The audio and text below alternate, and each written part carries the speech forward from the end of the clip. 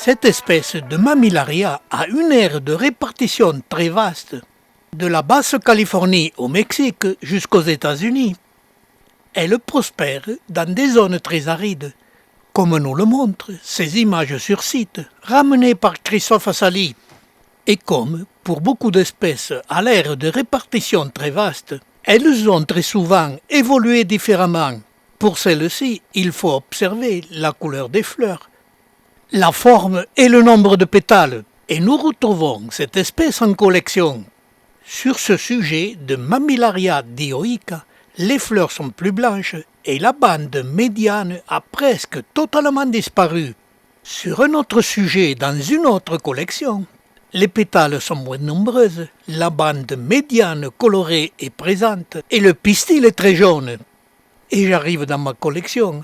Pendant ces longues années de passion, j'ai observé sur cette plante beaucoup de variations, certes minimes, mais qui sèment toujours le trouble lorsque l'on veut identifier correctement une plante.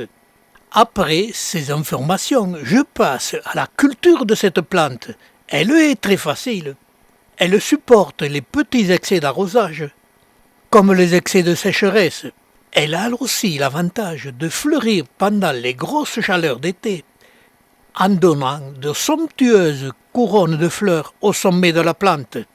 Et comme chez nous, elle fleurit du mois de juin jusqu'à fin août. En fin de floraison, apparaîtront toujours les premiers fruits mûrs, qui sont plus ou moins allongés ou plus ou moins globuleux, même sur le même pied. Mais cette variation est due à la fécondation plus ou moins réussie de la floraison. Et bien sûr, les fruits bien fécondés donneront davantage de graines. Pour cette espèce, le semis ne pose pas de problème, mais la floraison reste l'attrait de cette espèce, qui est très abondante pendant l'été. Et sur les vieux sujets, cette espèce devient légèrement prolifère à sa base. Et je terminerai en vous montrant cette espèce en cristation sur site, cette image ramenée par Christophe.